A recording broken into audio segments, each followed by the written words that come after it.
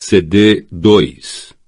Quando o pirata Francis Drake assaltou Riohacha no século XVI, a bisavó de Úrsula Iguarán se assustou tanto com o toque de alarma e o estampido dos canhões que perdeu o controle dos nervos e se sentou num fogão aceso.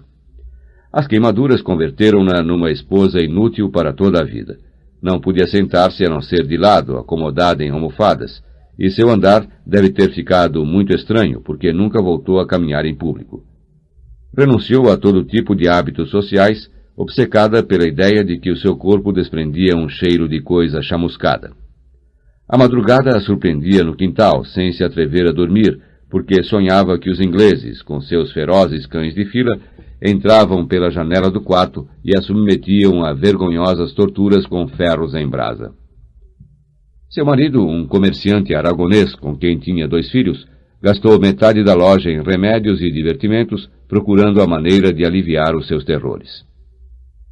Por fim, liquidou o negócio e levou a família para viver longe do mar, numa aldeia de índios pacíficos na encosta da serra, onde construiu para a mulher um quarto sem janelas para que os piratas dos seus pesadelos não tivessem por onde entrar. Na escondida encosta, vivia há muito tempo um nativo plantador de tabaco, o Sr. José Arcádio Buendia, com quem o bisavô de Úrsula fez uma sociedade tão produtiva que em poucos anos os dois juntaram fortuna. Vários séculos depois, o tataraneto do nativo se casou com a tataraneta do aragonês.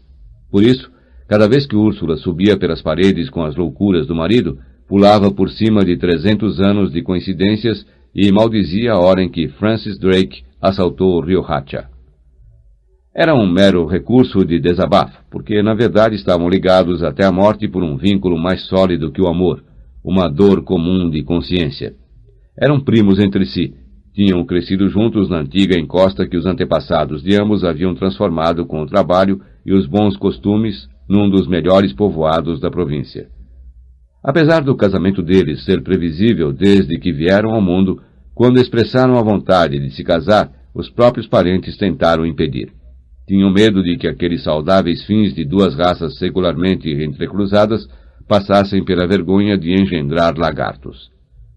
Já existia um precedente tremendo. Uma tia de Úrsula, casada com um tio de José Arcádio Buendia, teve um filho que passou toda a vida de calças larguíssimas e frouxas e que morreu de hemorragia depois de ter vivido 42 anos no mais puro estado de virgindade, porque nascera e crescera com uma cauda cartilaginosa em forma de saca-rolhas e com uma escova de pelos na ponta.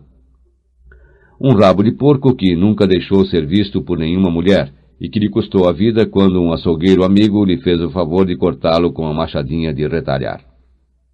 José Arcádio Buendia, com a leviandade dos seus 19 anos, resolveu o problema com uma só frase: "Não me importa ter leitõezinhos desde que possam falar." Assim casaram-se com uma festa de banda e foguetes que durou 3 dias. Teriam sido felizes desde então, se a mãe de Úrsula não a tivesse aterrorizado com toda espécie de prognósticos sinistros sobre a sua descendência, chegando ao extremo de conseguir que ela recusasse consumar o matrimônio. Temendo que o corpulento e voluntarioso marido a violasse adormecida, Úrsula vestia antes de se deitar umas calças compridas rudimentares que sua mãe lhe fabricou com lona de veleiro e reforçadas com um sistema de correias entrecruzadas que se fechava na frente com uma grossa fivela de ferro. Assim estiveram vários meses. Durante o dia, ele cuidava de seus galos de briga e ela bordava em bastidor com a mãe. Durante a noite, lutavam várias horas com uma ansiosa violência que já parecia um substituto do ato de amor, até que a intuição popular farejou que algo de irregular estava acontecendo e espalhou o boato de que Úrsula continuava virgem 1 ano depois de casada, porque o marido era impotente. José Arcádio Buendia foi o último a saber. "Está vendo, Úrsula, o que o povo anda dizendo?" disse a mulher com muita calma. "Deixa falar", disse ela. "A gente sabe que não é verdade." De modo que a situação continuou igual por mais 6 meses, até o domingo trágico em que José Arcádio Buendia ganhou uma briga de galos de Prudêncio Aguilar. Furioso, exaltado pelo sangue do seu animal, o perdedor se afastou de José Arcádio Buendia para que toda a praça pudesse ouvir o que lhe ia dizer. "Você está de parabéns", gritou. "Vamos ver se afinal esse galo resolve o caso da sua mulher." José Arcádio Buendia, sereno, pegou o galo. Volto já, disse a todos. E logo a Prudêncio Aguilar. E você, vá para casa e se arme, que eu vou matá-lo. 10 minutos depois voltou com a lança experimentada de seu avô. Na entrada da praça, onde se havia concentrado metade do povoado, Prudêncio Aguilar o esperava. Não teve tempo de defender-se. A lança de José Arcádio Buendia, atirada com a força de um touro e com a mesma mira certa com que o primeiro Aureliano Buendia exterminou os tigres da região, atravessou-lhe a garganta. Nessa noite, enquanto se velava o cadáver, José Arcádio Buendia entrou no quarto quando a sua mulher estava vestindo as calças de castidade. Brandindo a lança diante dela, ordenou: tire isso. Úrsula não pôs em dúvida a decisão do marido. Você será o responsável pelo que acontecer, murmurou. José Arcádio Buendia cravou a lança no chão de terra. Se você tiver que parir lagartos, criaremos lagartos, disse, mas não haverá mais mortos neste povoado por culpa sua.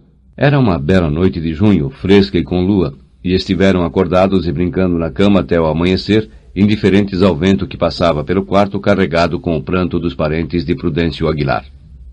O caso foi classificado como um duelo de honra, mas em ambos ficou uma dorzinha de consciência. Numa noite em que não conseguia dormir, Úrsula saiu para beber água no quintal e viu Prudêncio Aguilar junto à tina. Estava lívido, com uma expressão muito triste, tentando tapar com uma atadura de esparto o buraco da garganta. Não lhe produziu medo, mas pena. Voltou ao quarto para contar ao esposo o que tinha visto, mas ele não ligou. Os mortos não saem, disse. O que acontece é que não aguentamos com o peso da consciência. 2 noites depois, Úrsula tornou a ver Prudêncio Aguilar no banheiro, lavando com a atadura de esparto o sangue coagulado do pescoço. Outra noite, viu-o passeando na chuva. José Arcádio Buendia, irritado com as alucinações da mulher, foi para o quintal armado com a lança. Ali estava o morto com a sua expressão triste. Vai pro caralho, gritou-lhe José Arcádio Buendia. Cada vez que voltar eu o mato de novo. Prudêncio Aguilar não foi embora, nem José Arcádio Buendia se atreveu a arremessar a lança. Desde então, não conseguiu mais dormir bem. Atormentava-o a enorme desolação com que o morto havia olhado da chuva, a profunda nostalgia com que se lembrava dos vivos, a ansiedade com que revistava a casa procurando água para molhar a sua atadura de esparto. Deve estar sofrendo muito, dizia a Úrsula. Vê-se que está muito só. Ela estava tão comovida que na vez seguinte que viu o morto destampando as panelas do fogão, entendeu o que procurava e desde então colocou para ele bacias de água por toda a casa. Numa noite em que o encontrou lavando as feridas no seu próprio quarto, José Arcádio Buendia não pôde aguentar mais. Está bem, Prudêncio, disse-lhe. Nós vamos embora deste povoado para o mais longe possível e não voltaremos nunca mais. Agora vá sossegado. Foi assim que empreenderam a travessia da serra. Vários amigos de José Arcádio Buendia, jovens como ele, encantados com a aventura, desfizeram as suas casas e carregaram com as mulheres e os filhos para a terra que ninguém lhes havia prometido. Antes de partir, José Arcádio Buendia enterrou a lança no quintal e degolou um a um os seus magníficos galos de briga, confiando em que dessa forma daria um pouco de paz a Prudêncio Aguilar. A única coisa que Úrsula levou foi um baú com as suas roupas de recém-casada, uns poucos utensílios domésticos e o cofrezinho com as peças de ouro que herdou do pai. Não traçaram para si um itinerário definido, apenas procuravam viajar em sentido contrário ao caminho de Riohacha, para não deixar nenhum rastro nem encontrar gente conhecida. Foi uma viagem absurda. Ao fim de 14 meses, com o estômago estragado pela carne de mico e a sopa de cobras, Úrsula deu à luz um filho com todas as suas partes humanas. Tinha feito a metade do caminho numa rede pendurada num pau que 2 homens levavam nos ombros, porque a inchação lhe desfigurou as pernas e as varizes arrebentavam como bolhas. Ainda que desse pena vê-las de barriga vazia e olhos lânguidos, as crianças resistiram à viagem melhor que os pais, e a maior parte do tempo acabou sendo divertido para elas.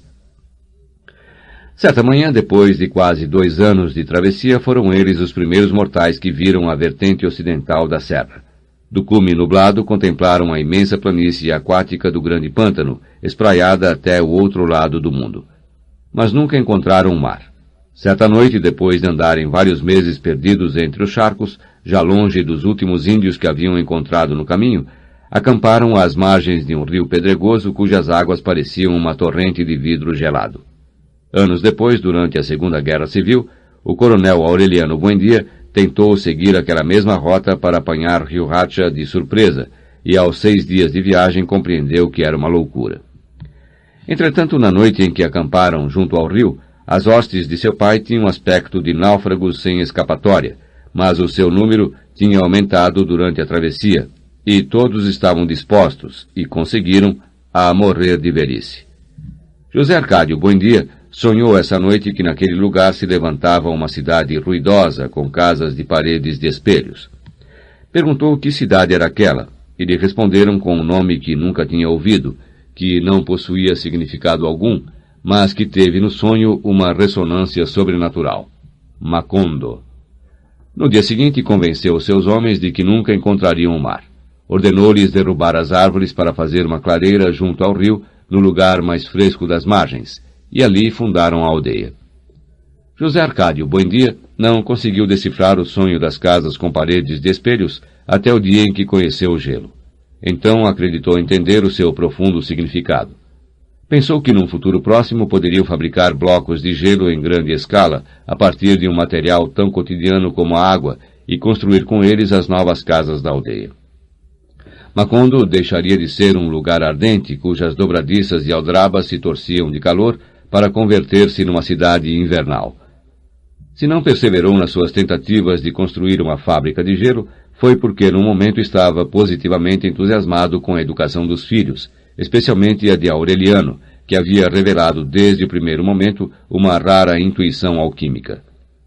O laboratório tinha ressurgido da poeira. Passando em revista as notas de Melquíades, agora serenamente, sem exaltação da novidade, em prolongadas e pacientes sessões, tentaram separar o ouro de Úrsula do entulho aderido ao fundo do caldeirão. O jovem José Arcádio mal participou do processo. Enquanto seu pai só tinha corpo e alma para o laboratório, o voluntarioso primogênito, que sempre fora grande demais para sua idade, converteu-se num adolescente monumental. Mudou de voz. O buço povoou-se de uma penugem incipiente. Certa noite, Úrsula entrou no quarto quando ele tirava a roupa para dormir e experimentou um confuso sentimento de vergonha e piedade. Era o primeiro homem que via nu, além de seu marido, e estava tão bem equipado para a vida que lhe pareceu anormal. Úrsula, grávida pela terceira vez, viveu de novo os seus terrores de recém-casada. Naquela época, ia à sua casa uma mulher alegre, desbocada, provocante, que ajudava nos trabalhos domésticos e sabia ler o futuro nas cartas. Úrsula falou-lhe do filho. Pensava que a sua desproporção era algo de tão desnaturado como o rabo de porco do primo. A mulher soltou uma gargalhada estridente que repercutiu por toda a casa como um riacho de vidro. Pelo contrário, disse, será feliz. Para confirmar o seu prognóstico, trouxe o baralho à casa poucos dias depois e se trancou com José Arcádio num depósito de grãos contíguo à cozinha. Colocou as cartas com muita calma sobre uma velha mesa de carpintaria, dizendo qualquer coisa enquanto o rapaz esperava perto dela, mais chateado que curioso. De repente estendeu a mão e o tocou. Que monstro! Disse sinceramente assustada, e foi tudo o que pôde dizer. José Arcádio sentiu que os seus ossos se enchiam de espuma, que tinha um medo lânguido e uma enorme vontade de chorar.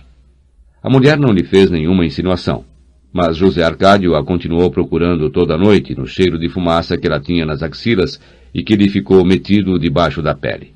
Queria estar com ela a todo momento, queria que ela fosse a sua mãe, que nunca saíssem da despensa e que ela lhe dissesse que monstro, e que tornasse a tocá-lo e a dizer-lhe que monstro.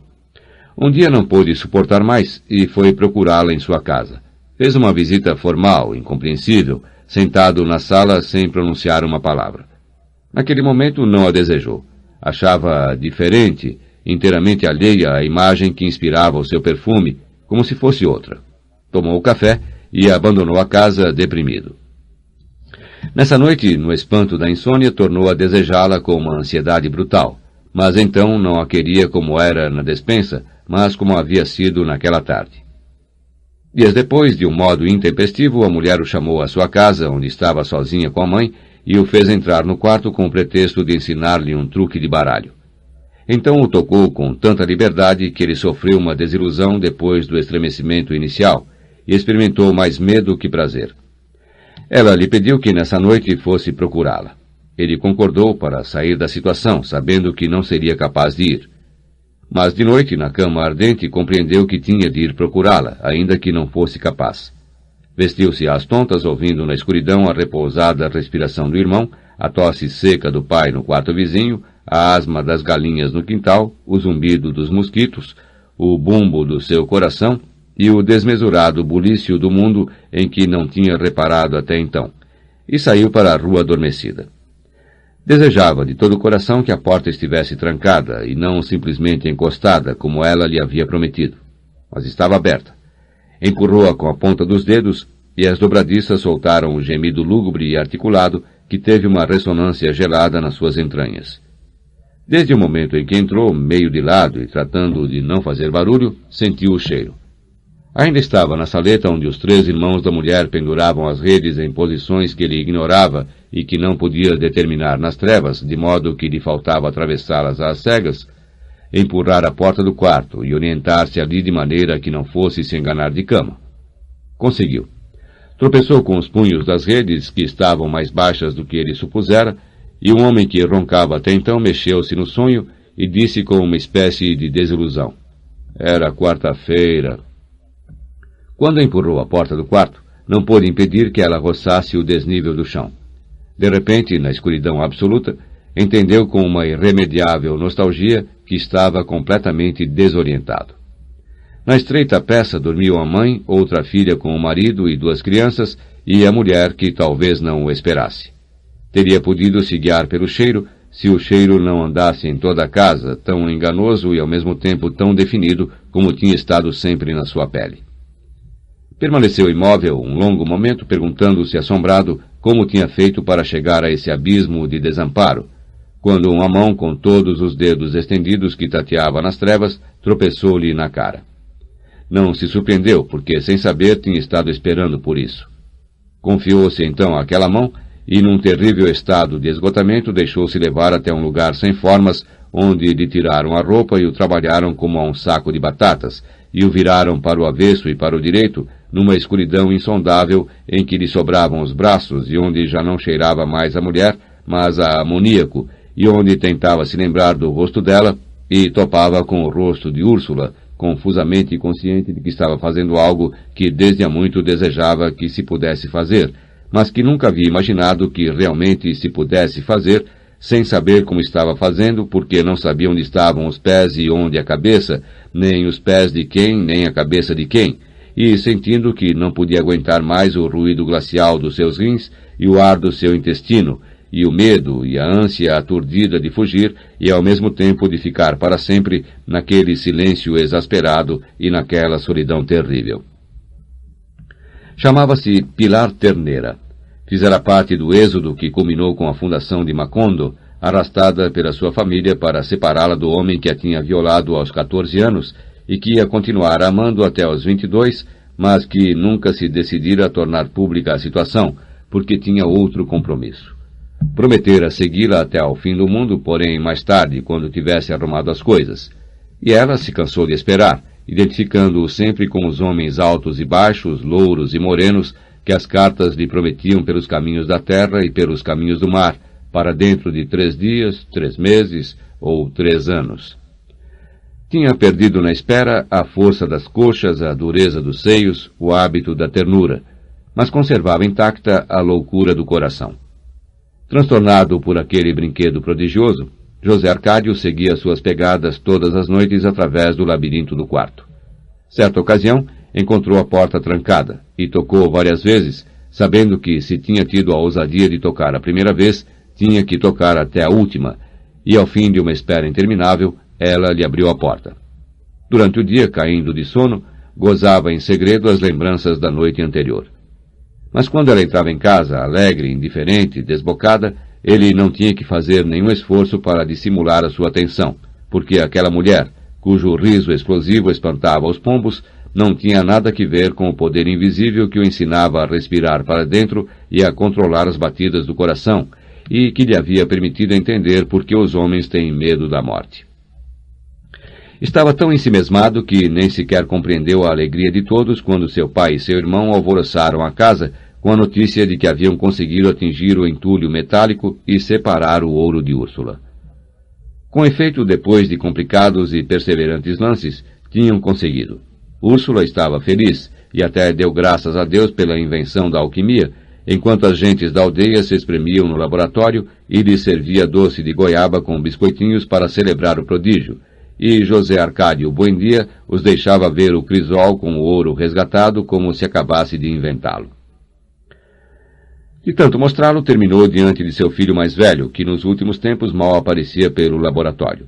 Pôs diante dos seus olhos o emplastro seco e amarelado e lhe perguntou: "Que tal te parece?" José Arcádio sinceramente respondeu: "Merda de cachorro." O pai deu-lhe com as costas da mão uma violenta bofetada na boca, que lhe fez saltarem o sangue e as lágrimas. Essa noite, Pilar Terneira pôs compressas de arnica na inchação, adivinhando no escuro o frasco e os algodões, e fez-lhe todas as vontades sem que ele se incomodasse, para amá-lo sem machucá-lo. Chegaram a tal estado de intimidade que um momento depois, sem se dar conta, estavam falando por cochichos. "Quero ficar sozinho com você", dizia ele. "Um dia destes, conto tudo a todo mundo e se acabam os segredos." Ela não tentou apaziguá-lo. "Seria ótimo", disse. "Se estivermos sozinhos, deixamos a luz acesa para nos vermos bem, e eu posso gritar tudo o que quiser sem que ninguém tenha que se meter, e você me diz no ouvido todas as porcarias que lhe venham à cabeça." Esta conversa, o rancor magoado que sentia contra o pai e a iminente possibilidade do amor desaforado, inspiraram-lhe uma serena valentia. De modo espontâneo, sem nenhuma preparação, contou tudo ao irmão. No princípio, o pequeno Aureliano só compreendia o risco, a imensa possibilidade de perigo que implicavam as aventuras de seu irmão, mas não conseguia imaginar a fascinação do objetivo. Pouco a pouco se foi contaminando de ansiedade. Fazia-o contar as minuciosas peripécias, identificava-se com o sofrimento e o gozo do irmão, sentia-se assustado e feliz. Esperava-o acordado até ao amanhecer na cama solitária que parecia ter uma esteira de brasas, e continuavam falando sem sono até a hora de levantar, de modo que em pouco tempo padeceram ambos da mesma sonolência, sentiram o mesmo desprezo pela alquimia e pela sabedoria do pai, e se refugiaram na solidão. "Estes meninos andam como aparvalhados", dizia Úrsula. "Devem estar com lombrigas." Preparou-lhes uma repugnante porção de erva de Santa Maria amassada, que ambos beberam com imprevisto estoicismo, e se sentaram ao mesmo tempo nos penicos, 11 vezes num só dia, e expulsaram umas parasitas rosadas que mostraram a todos com grande júbilo, porque eles permitiram enganar Úrsula quanto à origem das suas distrações e langores. Aureliano podia então não só entender, mas também viver como coisa própria as experiências de seu irmão, porque numa ocasião em que este explicava com muitos pormenores o mecanismo do amor, interrompeu-o para perguntar: "O que é que se sente?" José Arcádio deu-lhe uma resposta imediata: "É como um tremor de terra." Numa quinta-feira de janeiro, às 2 da madrugada, nasceu Amaranta. Antes que alguém entrasse no quarto, Úrsula examinou-a minuciosamente. Era leve e aquosa como uma lagartixa, mas todas as suas partes eram humanas. Aureliano não se deu conta da novidade a não ser quando sentiu a casa cheia de gente. Protegido pela confusão, saiu em busca do irmão que não estava na cama desde as 11, e foi uma decisão tão impulsiva que nem sequer teve tempo de se perguntar como faria para tirá-lo do quarto de Pilar Terneira. Esteve rondando a casa por várias horas, assoviando sem as próprias, até que a proximidade da madrugada obrigou-o a regressar. No quarto da mãe, brincando com a irmãzinha recém-nascida e com uma cara que caía de inocente, encontrou José Arcádio. Úrsula mal havia cumprido seu resguardo de 40 dias, quando os ciganos voltaram. Eram os mesmos saltimbancos e malabaristas que haviam trazido o gelo. Em contraste com a tribo de Melquíades, tinham demonstrado em pouco tempo que não eram arautos do progresso e sim mercadores de diversões. Inclusive, quando trouxeram o gelo, não anunciaram em função da sua utilidade na vida dos homens, mas como uma mera curiosidade de circo. Desta vez, entre muitos outros jogos de artifício, traziam um tapete voador. Não o ofereceram, porém, como uma contribuição fundamental para o desenvolvimento dos transportes, e sim como um objeto de recreação. O povo, evidentemente, desenterrou os seus últimos tostões para desfrutar de um voo fugaz sobre as casas da aldeia. Amparados pela deliciosa impunidade da desordem coletiva, José Arcádio e Pilar viveram horas de folga. Foram dois namorados felizes entre a multidão e até chegaram a suspeitar de que o amor podia ser um sentimento mais repousado e profundo que a felicidade arrebatada, mas momentânea, das suas noites secretas. Pilar, entretanto, quebrou o encanto. Estimulada pelo entusiasmo com que José Arcádio Buendia desfrutava a sua companhia, escolheu errado a forma e a ocasião, e de um só golpe jogou-lhe o mundo nos ombros. "Agora sim você é um homem", disse a ele. E como não entendesse o que ela queria dizer, explicou-lhe letra por letra.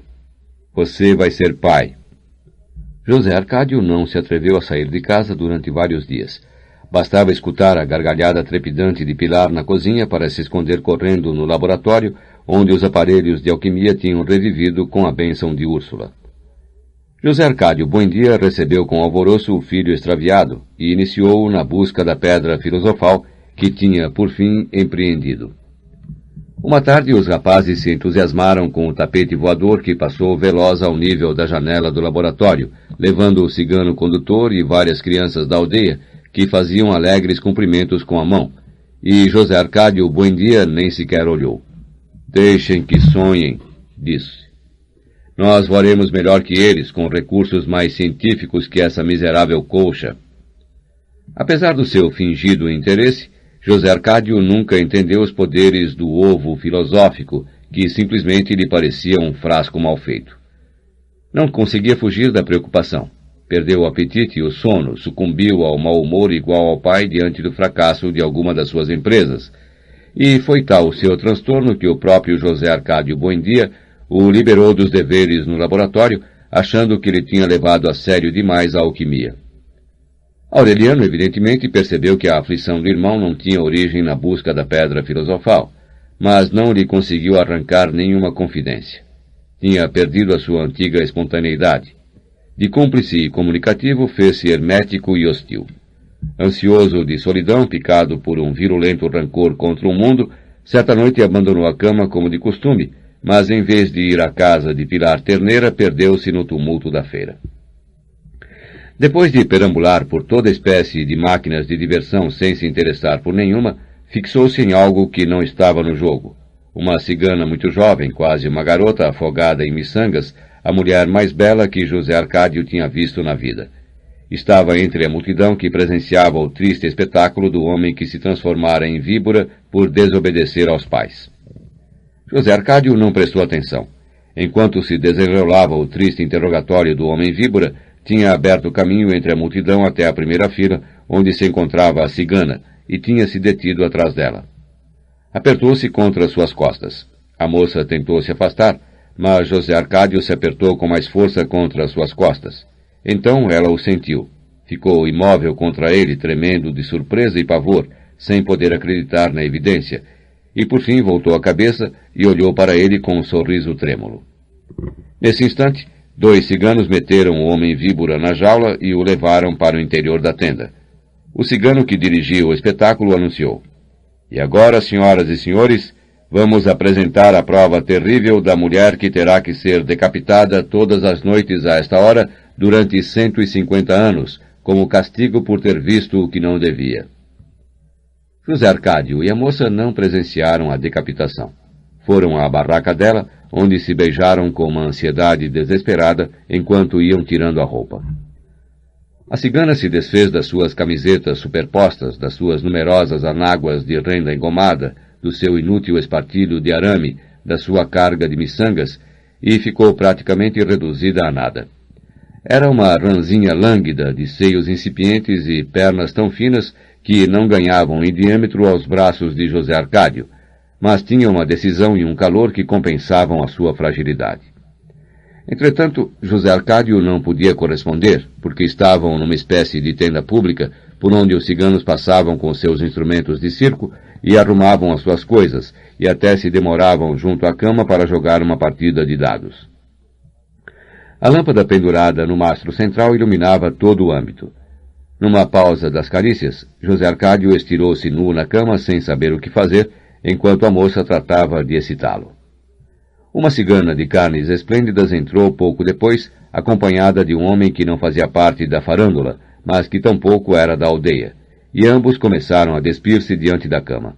Distraidamente, a mulher olhou para José Arcádio e examinou com uma espécie de fervor patético o seu magnífico animal em repouso. "Rapaz", exclamou, "que Deus o conserve para ti." A companheira de José Arcádio pediu-lhes que os deixassem em paz, e o casal se deitou no chão muito perto da cama. A paixão dos outros despertou a febre de José Arcádio. Ao primeiro contato, os ossos da moça pareceram se desarticular, com um rangido desordenado como de um fichário de dominó, e a sua pele se desfez num suor pálido, e os seus olhos se encheram de lágrimas, e todo o seu corpo exalou um lamento lúgubre e um vago cheiro de lodo. Mas suportou o impacto com uma firmeza de ânimo e uma valentia admiráveis. José Arcádio se sentiu então etereamente elevado a um estado de inspiração seráfica, onde o seu coração se desbaratou num manancial de obscenidades ternas que entravam na moça pelos ouvidos e lhe saíam pela boca traduzidas ao seu idioma. Era quinta-feira. Na noite de sábado, José Arcádio amarrou um pano vermelho na cabeça e foi-se embora com os ciganos. Quando Úrsula descobriu a sua ausência, procurou-o por toda a aldeia. No acampamento desmantelado dos ciganos, não havia mais que uma vala de detritos entre as cinzas ainda fumegantes das fogueiras apagadas. Alguém que andava por ali procurando miçangas no lixo, disse a Úrsula que na noite anterior tinha visto seu filho no tumulto das farândolas, puxando uma carreta com a jaula do homem-víbora. "Entrou para cigano", gritou ela ao marido, que não tinha dado o menor sinal de alarme pelo desaparecimento. "Oxalá seja verdade", disse José Arcádio Buendia, amassando no almofariz a matéria 1000 vezes amassada e reaquecida e tornada a amassar. "Assim vai aprender a ser homem." Úrsula perguntou por onde tinham ido os ciganos. Continuou perguntando no caminho que lhe indicaram, e, pensando que ainda tinha tempo de alcançá-los, continuou se afastando da aldeia, até que teve consciência de estar tão longe que já não pensou mais em voltar. José Arcádio Buendia não deu por falta da mulher senão às 8 da noite, quando deixou a matéria esquentando numa camada de esterco, e foi ver o que estava acontecendo com a pequena Amaranta, que estava rouca de tanto chorar. Em poucas horas, reuniu um grupo de homens bem equipados, pôs a Amaranta nas mãos de uma mulher que se ofereceu para amamentá-la e se perdeu por caminhos invisíveis atrás de Úrsula. Aureliano os acompanhou. Alguns pescadores indígenas, cuja língua desconheciam, indicaram-lhes por sinais ao amanhecer que não tinham visto ninguém passar. Ao fim de 3 dias de busca inútil, regressaram à aldeia. Durante várias semanas, José Arcádio Buendia deixou-se vencer pela consternação. Ocupava-se como mãe da pequena Amaranta, banhava e mudava-lhe a roupa, lavava-a para ser amamentada 4 vezes por dia e até cantava para ela de noite as canções que Úrsula nunca soube cantar. Certa ocasião, Pilar Terneira se ofereceu para fazer os serviços da casa, enquanto Úrsula não voltava. Aureliano, cuja misteriosa intuição se tinha sensibilizado com a desgraça, experimentou um fulgor de clarividência ao vê-la entrar.